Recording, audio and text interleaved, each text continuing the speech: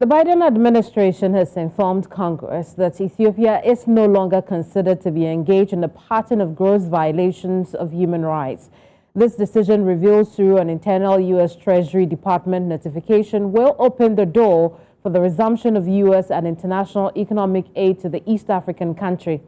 The administration's action signals a desire to revamp its relationship with Ethiopia, one of East Africa's largest economies, following the end of a devastating civil war last year. However, this decision also appears to contradict reports of ongoing human rights abuses and ethnic cleansing in Ethiopia's northern Tigray region, potentially undermining the administration's commitment to prioritizing human rights in its foreign policy agenda. Despite these concerns, the Biden administration is keen on strengthening ties with Ethiopia, viewing it as a crucial player in African security and development initiative and an anchor for U.S. engagement on the continent. Now, this recent notification stated that Ethiopia no longer engages in a pattern of gross human rights violation based on State Department assessment. This development also comes in the wake of a major international aid scandal in Ethiopia, where the U.S. Agency for International Development suspended food aid due to widespread theft of essential supplies. Now, members of Ethiopia's federal and regional governments were implicated in this scheme. Human Rights Watch also released a report documenting ongoing ethnic cleansing campaigns against Tigrayans in Western Tigray, despite the formal end of the war. The report outlined allegations of torture, arbitrary detentions, and forced expulsions by Ethiopian authorities. Nevertheless, the Biden administration's notification suggests that it is ready to resume direct economic assistance to Addis Ababa. Let's find out what the people think. This is Village Square Africa. I am Kemini Amano. Joining our gathering today are Tewodros Terefe. He's chairman of the Amara Association of America. He's joining us from Charlotte, North Carolina.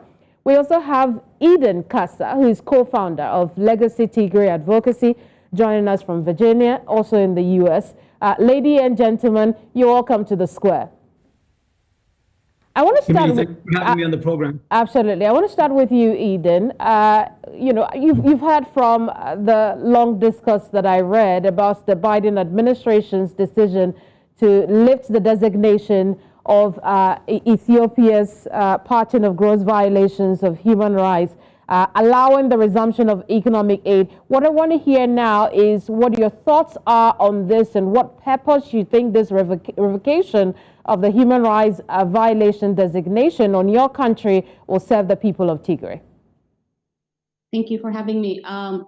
Well, this is a bit surprising for us, but also a little bit of contradicting with everything that is happening. But the fact that the U.S. Treasury confirming or saying that the U.S. State Department has said there is less violation of human rights violations taking place right now, or that Ethiopia is not participating in any human rights violation, is really wrong, because on March 2023, just about a few months ago, State Secretary Blinken basically said that ANDF, EDF, and Amhara militia are committing murder, rape, sexual violence, deportation, forcibly transferring people in the Western Tigray. And this was in March 2023. So that was just a few months ago. And also with everything else that is happening right now, human rights violation, basically Human Rights Watch publishing the Western Tigray ethnic cleansing that continues to happen, and also the African Union monitoring team that was not able to go into Tigray because they were actually stopped by the Eritrean forces and to investigating the independent investigation or the monitoring team that they were supposed to be doing. So all these things that are happening,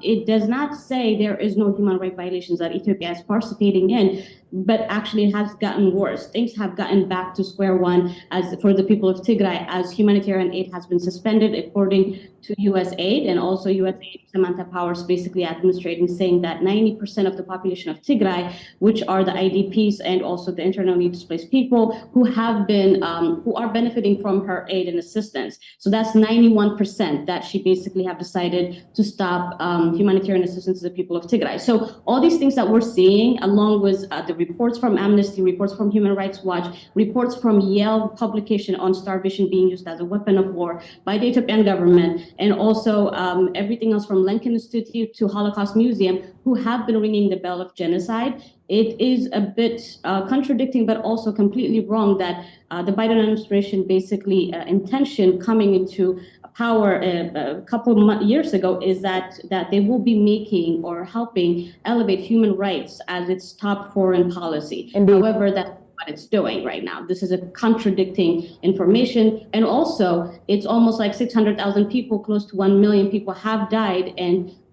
for no reason apparently. We're going to come, we'll dig in further into some of those things, but let's move on and hear the initial thoughts also of Theodros. Theodros, what's your assessment of the State Department's position now on Ethiopia?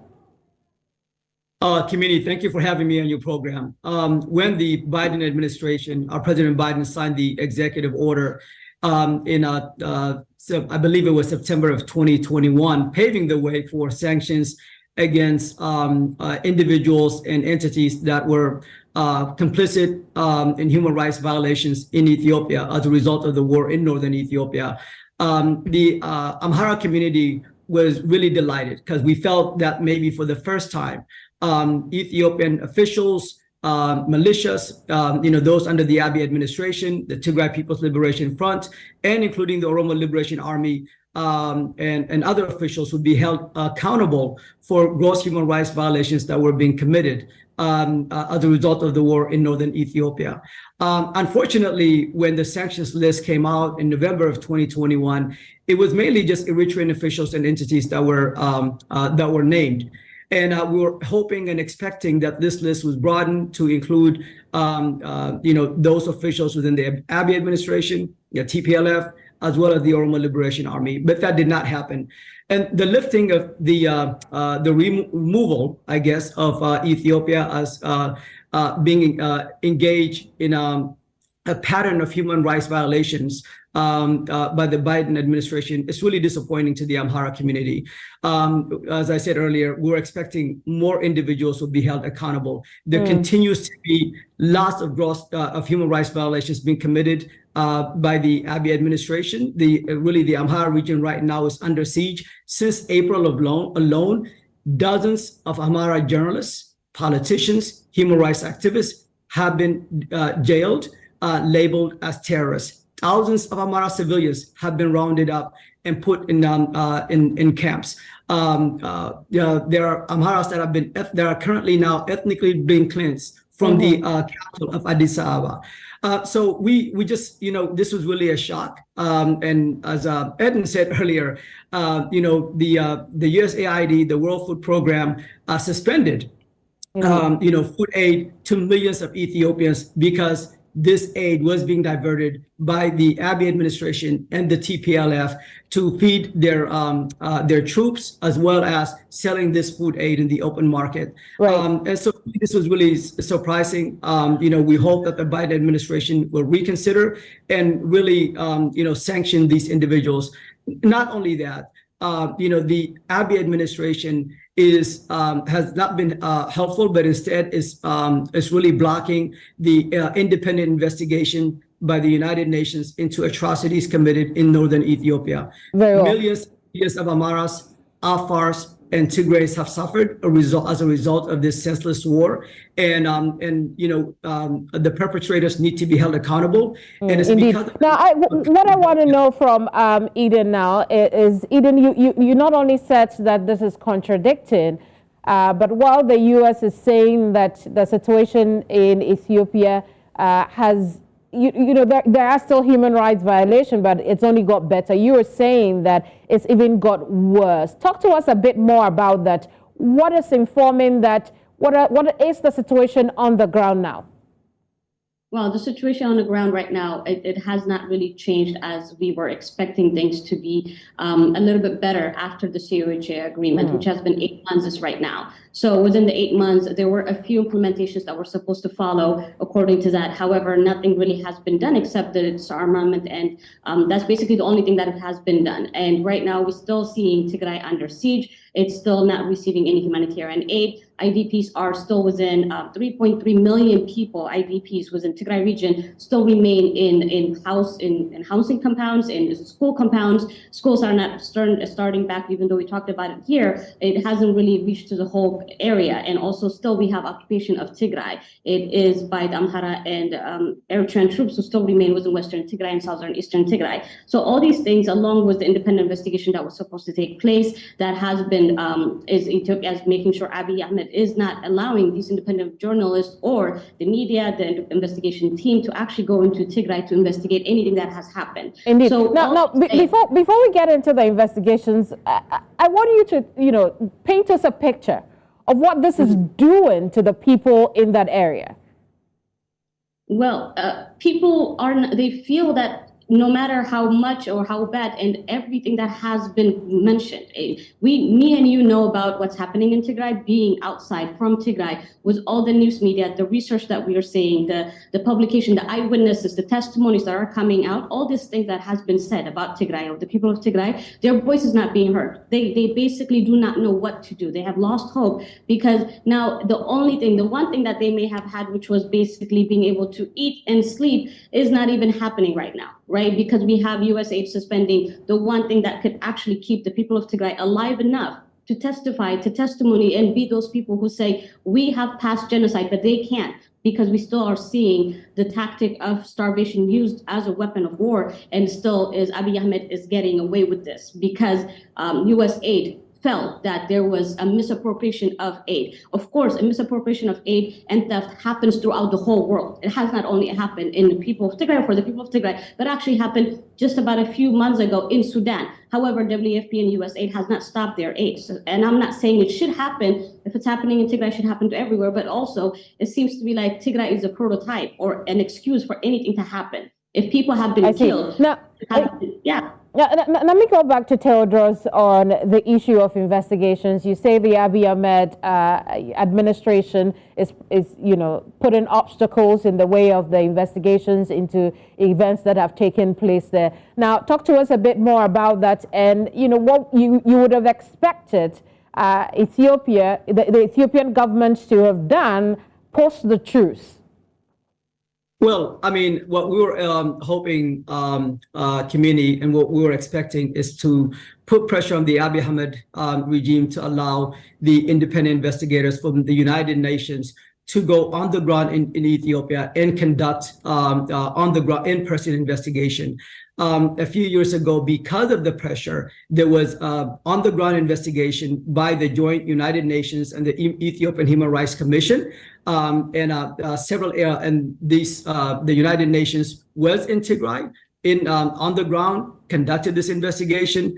They also went to the areas, that Aiden refers to as Western Tigray, but it's actually Amaras considered as the Welkite area. And I myself and my family comes from Humara. I was born in that area. So this is Amara ancestral land. So the joint United Nations and also Ethiopian Human Rights Commission were also on the ground in that area conducting investigation, and they validated the findings of our report, of our investigation, which was the TPLF massacred nearly 1,500 Amaras in my cadre. And so the gross human rights violations have been committed by all the warring sides. Now, what we were hoping with this current independent investigation was that it would be much broader, and it is much broader. It would allow these independent investigators to go to the Oromia area. It would allow the investigators to go into Afar and many other parts of Ethiopia. In Oromia region, the Amaras there has been a genocide that's been committed against Amaras. Over 1 million Amaras since Abiy Ahmed has come into power have been displaced, and they are in IDP camps all over the Amhara region. Tens of thousands have been killed. So the situation in Ethiopia have gotten worse.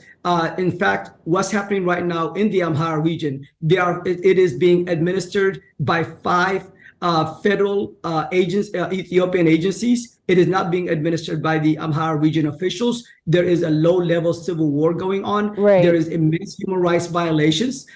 In fact, in the city of in the vicinity of Addis Ababa, in 2023 alone, the Abiy Ahmed regime has demolished 20 mosques They have attacked, churches and religious institutions where monks, and other religious, figures have been killed. So the situation have gotten worse. And I mean, it tells you how worse it is when the Abiy Ahmed regime and the Tigray People's Liberation Front are food aid meant for people who desperately need it. Absolutely. And rerouting it to their I do want to address the issue of the food aid. I know that the WFP has tweeted about it, and just yesterday said that it was on the ground to give food to the people who actually need it. In other words, it's doing its best to cut out the middleman process and going to the people on the ground to give food to them. Is that a sense you get on the ground, Eden? No, I'm not. And also, they need to be processing it through the CSOs. If they don't feel safe or they don't think it's going to actually happen, avoiding the Ethiopian government is probably the first step to do, because that itself is the first perpetrator that is actually intentionally hurting its own citizens, despite of wherever they may be within the region. But again, they need to go through the CSOs and the civil organizations who are in the ground, who have been helping despite when there was no help coming, and they've been doing it on their own. So again, we have seen a record just about a couple of days ago, 728 hunger-related deaths in IDP centers, and just not even counted in all the areas of the IDPs that we're seeing within Tigray. So this is just hunger-related deaths that we're seeing. And this is because USAID and WFP decided to go ahead and suspend their humanitarian assistance, which is basically their mission to end hunger in the world. Yet they are participating, and they're allowing the Ethiopian government to use starvation as a tool, as a weapon, and to continue Tigray genocide. So again, it is happening, and things are getting worse. When I say that, I really mean that. It is getting worse, and it's not getting any better. And the U.S. lifting that human rights violations is not happening in Ethiopia, or to make relation or make friends with the Ethiopian government, with Abiy Ahmed, keep them in power, is basically giving precedent to everything else and every other conflict that's taking place in the world. If this happens right now, in the worst, it has been, the conflict in Tigray, or the Tigray genocide, has been named the 21st bloodiest conflict in the world, the 21st century bloodiest conflict in the world. So if that's the case, then anywhere else that can happen, or that it is in Africa or anywhere in the West, if the U.S. continues to lift any of these human rights violations as it has not happened, or any human rights gross violations as nothing is happening, then it really is leaving precedent to everything else, that any perpetrator can get away with murder, anyone can get away with genocide. That's basically what the U.S. is saying. I would come back to what the Abiy Ahmed administration, the role is playing in the post-truth atrocities taking place in these places that we have mentioned. But I do want us to tackle the U.S. position right now, and the fact that this undermines the U.S.'s own foreign policy, saying that it would not engage with countries that are violating human rights. But let's talk about this. What then could be the motive? And Eden, I want to start with you here. What then could be the motive for the U.S. position at this point? Well, the U.S. is aware of what's happening. At least the State Department has not publicized their determination, the genocide determination that they were supposed to have done. Again, we're not saying, I just want to be clear here, the people of Ethiopia, the citizens of Ethiopia, the ones who have not done anything wrong, deserve to have their rights, their human rights respected. If it means basic services to be provided to them, whether they were be anywhere else in Ethiopia. That's something I am going to go ahead and say. But again, AGOA or anything else, the U.S. to make relation, to provide economic aid for the citizens of Ethiopia, we want to make sure there is some sort of a monitoring and implementation method that needs a system that's supposed to be provided. The U.S. is not monitoring this thing. They keep sending money to Abiy Ahmed Ali and hoping that it gets to the citizens of Ethiopia. That is not happening. There is no one that actually is tracking. No one is really following up with all the methods and the plans and the projects and the implementation that's supposed to be followed. The monitoring team the U.S. was supposed to have is not doing it. the U.S. aid the system. They're not doing it. African Union is not doing it. So again, you can't say that we are trying to care for the citizens of Ethiopia if you really are not monitoring whether the money that you are giving the government, the very same government that is committing genocide on its own people, the very same government that is committing crimes against humanity in all the other areas of Ethiopia, or is allowing the very same country to burn down to the ground. You can't say it is going to do this better for its own people, because that same government is the one committing these crimes. I see. So if the U.S. really cares about whether if it's serving the citizens or is having a better relation with the country, it needs to ensure that it is going to the people, to the people. citizens. But Tewodros, I ask you the same question. What could be the motive inspiring this position of the U.S.? The motive is essentially geopolitics, really. What we had expected and what we were from the President Biden and his administration was that their foreign policy would be anchored on human rights, and human rights violators would be held accountable. That's not what we have seen with regards to Ethiopia. What we've seen is selective call out of human rights of human rights. As I was saying earlier, there is a genocide being committed against Amharas by the Abiy Ahmed regime and his Oromo Prosperity Party that has not really been called out to the extent that this genocide is happening. And in addition to that, concerning in terms of like what's the situation in Ethiopia and really the broader geopolitics, and something that we had really called out a few years ago was the exclusion of all the stakeholders that were involved in the war in northern Ethiopia. At the time, Amharas wanted peace. We understood that there was going to be a negotiated settlement. Well, we felt that that was the right way to do, to bring all the stakeholders together to come to an agreement. Unfortunately, the key stakeholders in this war were excluded, namely Amharas, Afars, and also including the Eritreans. And so we warned at that time that the situation is not going to improve. The situation will get worse because this was an exclusionary process that did not include all the stakeholders. And so really what we believe is that the Biden administration, for geopolitical interests, have lifted the designation that the Ethiopia is engaged in the pattern of human rights violations, and really incorrect. And we hope that there will be a change in policy. This is something that our organization and Amharas across the United States will be advocating their congressional representatives and the State Department to reconsider this this change in policy. Indeed.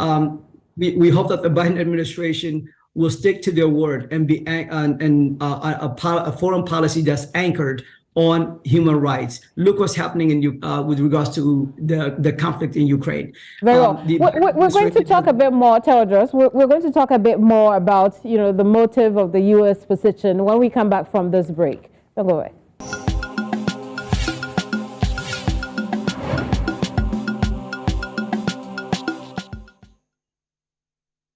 Today we are discussing the U.S. lifting of its restrictions on Ethiopia for human rights violations. And with me are Tewodros Terufey, he's chairman of the Amhara Association of America. He's joining us from Charlotte in North Carolina, USA.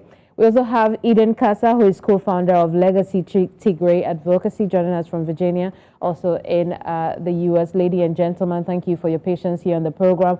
But, we went on break with you, Tewodros. So let me move on to Aiden now. Historically, there are those who have said that the U.S. has used sanctions to make its demands met. So I want us to look at what the situation is in the case of Ethiopia, whether or not such a position applies here, and if it could give us a window into the motive behind the U.S. position at this point.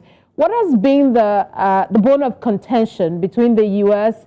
and Ethiopia, for which reason the restrictions were put in place in the first place?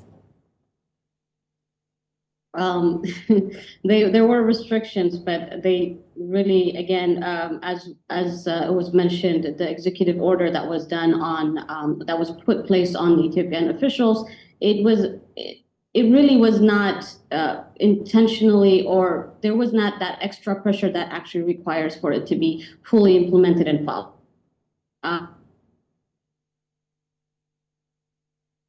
Well, I think we lost the connection to Eden there. Perhaps I'll take that same question to Theodros. Theodros, let's look at what the demands were prior to the placement of the restriction on Ethiopia. Just take us back into time and tell us what the U.S. demanded of Ethiopia before the restrictions were placed. Because what I want us to do is to compare it to now as to whether or not those things have been done. In our discussions with the U.S. officials at that time, our understanding was that the motivation for the President Biden to signing the executive order paving the way for sanctions was, one, to hold the perpetrators of gross human rights violation accountable, and two, to push all the stakeholders who are involved in the conflict in northern Ethiopia to a negotiated settlement. That was our understanding. However, in terms of the implementation, it was extremely flawed. Number one, all the stakeholders were not invited to the negotiations. As I said earlier, the Amharas were excluded from the negotiation, even though the Amharas were ready and capable of negotiating on behalf of their interests and themselves. The Afar people were excluded from the negotiations, and also the Eritreans were excluded from the negotiations. So we knew at that time, and we warned, that there's not going to be peace in Ethiopia when you exclude, majority of the entities that were involved in the conflict. In addition, when the sanctions list came out, there were no Ethiopians that were listed. The Abiy Ahmed regime were not listed. The TPLF officials and generals were not listed in the sanctions list, and neither were the Oromo Liberation Army, which was also party to the conflict. Officials, the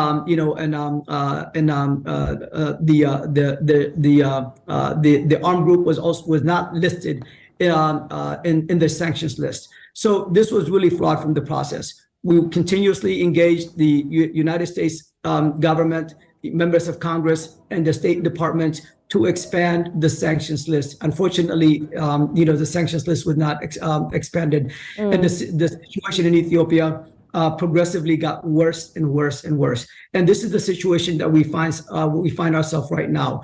The Abiy Ahmed regime and his Oromo Prosperity Party should not be rewarded for committing gross human rights violation. They are committing a genocide against the Amhara people in the so-called Oromia region. Again, Abiy Ahmed and his regime should not be rewarded. The TPLF should not be rewarded by paving the way or opening the way for Abiy Ahmed and his government to receive economic aid, not just from the United States government, but international institutions such as the IMF and the World Bank. Indeed. Indeed. Now, I do want us to say, one of the things that the U.S. is hoping it can do with the lifting of the restriction is that it would expand tools available to bolster the U.S. support for a durable peace in Ethiopia. Now, yes, my question, could this move by the American government lead to sustainable peace, or rather sustained peace in Ethiopia? Could that be the future? No, it will not. In order to have sustainable peace in Ethiopia, there has to be accountability, against the perpetrators. There has to be justice. And the only way that we really can have true peace in Ethiopia is if Abiy Ahmed is removed from office and held accountable by for crimes committed against the Ethiopian people. And it's not just Amaras. I mean, Abiy Ahmed has committed gross human rights violations against the Grage people, against Somali people, against including the Tigrays. So really across the broad spectrum of Ethiopians. And part of the reason why Ethiopia went into war in November of 2020 is because there was no accountability against the TPLF regime, which ruled Ethiopia brutally for nearly 30 years. So when you have a continuation of, government coming into power and without any accountability for crimes that have been committed against civilians, then what you will have is a response to that, to the lack of accountability. And eventually people will take matters into their own hands when they are unsafe. Right now, we can say that under Abiy Ahmed, Ethiopia is a failed state. There is a low level civil war going on right now in the Amhara region. The region is under siege. Thousands of Amharas have been arrested. Yeah. Dozens of Amhara journalists, politicians, human rights activists, since April alone, April of 2023, have been arrested. 20 mosques have been demolished in Addis Ababa alone. Monasteries, that are over 600 years old have been bombarded by artillery shells.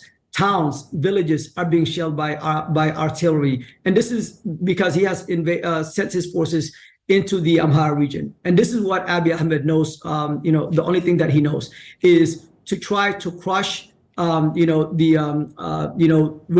civilians, peaceful protesters, without, and he's not really interested in listening to the concerns and grievances of the civilian population. I see. I do want to ask you, I mean, if the U.S. got its assessment wrong, for you as somebody from Ethiopia, what would you have expected it to consider as factors, in measuring the level of progress Ethiopia has made post the war? What are some of the things that you think that should happen before the U.S. is able to remove the sanctions as it has done now? One of the things that we had been advocating for and lobbying for here in the U.S. is for the U.S. government to expand the sanctions list.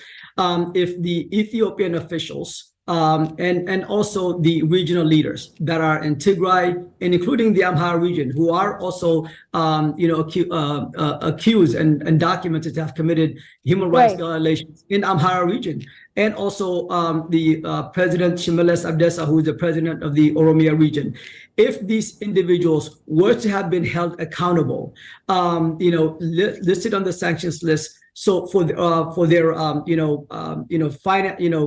funds that they have in Europe and the United States to be frozen, prevent them from traveling outside of Ethiopia, then they are likely to not engage in human rights violations. So first, pressure the Ethiopian regime in that way, and also the regional officials who are also directly involved in committing human rights violations, and then demand for also accountability. Pressure on the Abiy regime to allow the UN independent investigators to come on the ground and conduct independent investigation. And really, what we had hoped would be for the U.S. government and the U.S. Security Council really to allow the International Criminal Court to be involved and to hold some of these government officials accountable. If they know that they are going to be held accountable, they are less likely to commit gross human rights violations, and the situation would improve. But what we have right now is no accountability.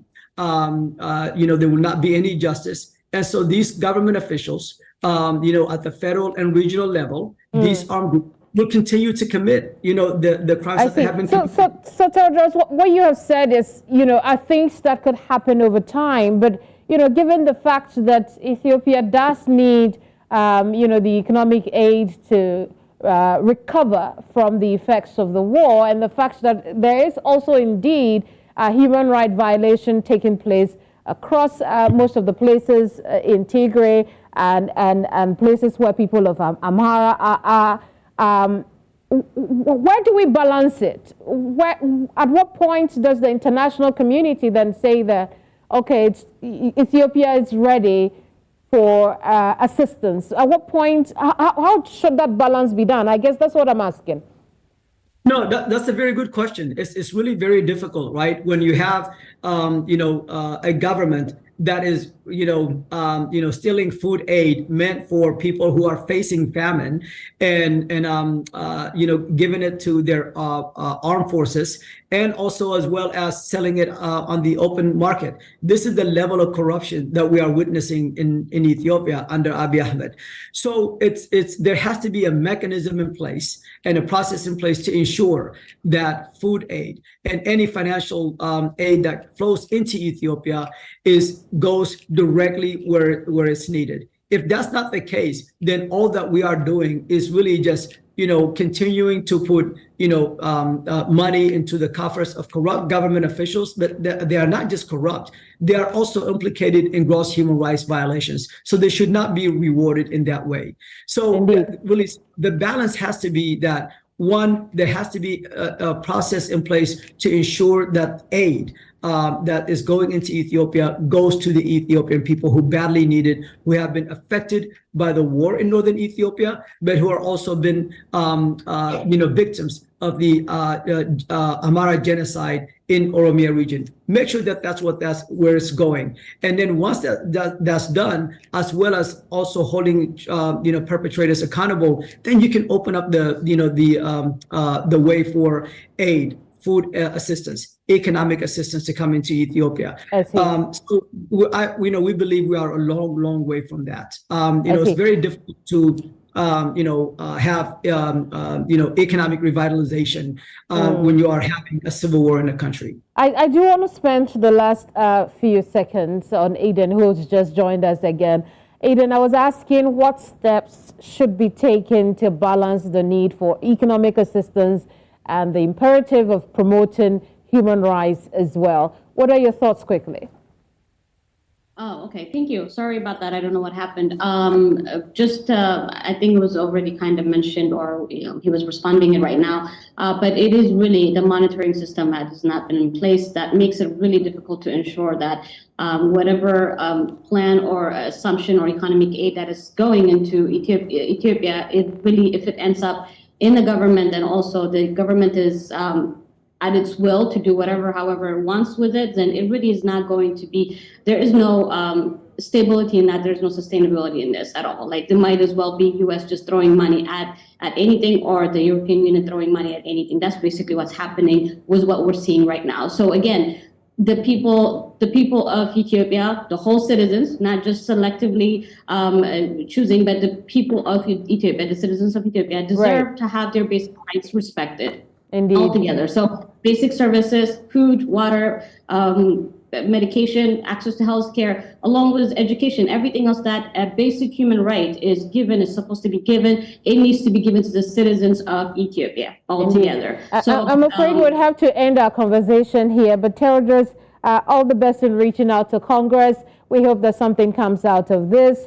Thank you so much, ladies and gentlemen, for your time here on The Square.